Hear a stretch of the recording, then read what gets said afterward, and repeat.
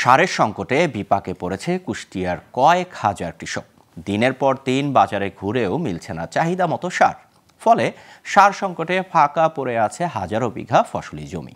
তাই চলতি মৌসুমে ফসল উৎপাদনের লক্ষ্যমাত্রা পূরণ নিয়ে রয়েছে শঙ্কা।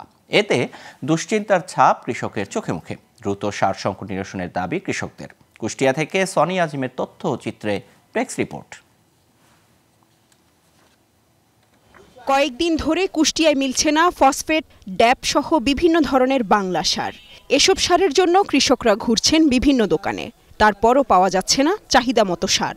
কিছু দোকানে সামান্য সার মিললেও বিক্রি হচ্ছে চড়া দামে। ফলে চলতি মৌসুমে এ জেলায় ভুট্টা, গম, পেঁয়াজ উৎপাদন নিয়ে তৈরি হয়েছে শঙ্কা। কৃষকরাও পড়েছে চরম বিপাকে। দ্রুত সারের এ সংকট নিরসনের দাবি তাদের। দোকানে কিনতে গেলে ডিলার সারের দাম বেশি নিচ্ছে, ওষুধের দাম বেশি।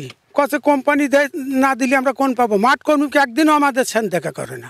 মাঠ কর্মীকে কুষ্টিয়ায় কি ডা আছে? আমাদের কি কোনো খোঁজ নেছে নাকি? আমরা যে সার কিনতাম হলে 24 টাকা, সেই সার কিনতে আজকে 30 টাকা 28 টাকা করে সার কিনতেছি।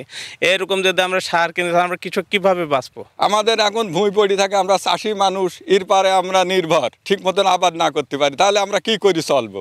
এদিকে সার সংকটের এই পরিস্থিতিতে বেশি দামে সার বিক্রির অভিযোগ মানতে চাননি বিক্রেতারা। তাদের অভিযোগ, কয়েক মাস ধরে সার সরবরাহ কম, ফলে বাজারে ফসফেট, ড্যাপ সহ বিভিন্ন ধরনের বাংলা সার কম পাওয়া যাচ্ছে। বাংলার ওটা আদৌ ক্রাইসিস ছিল, এখনো ওটা ঠিক মতন বরাদ্দ হয় না। আর আমাদের তো বরাদ্দ দেয় না, বরাদ্দ হয় বিসিআইসি ডিলারের কাছে।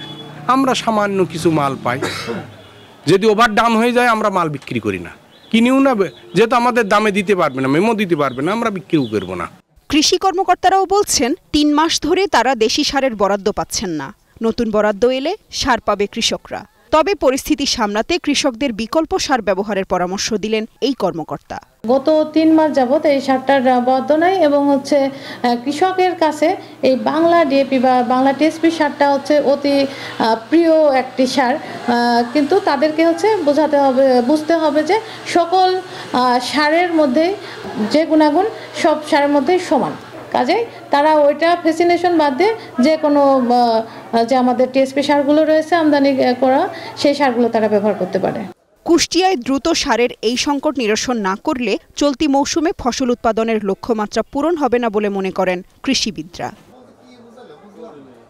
Global television, news desk.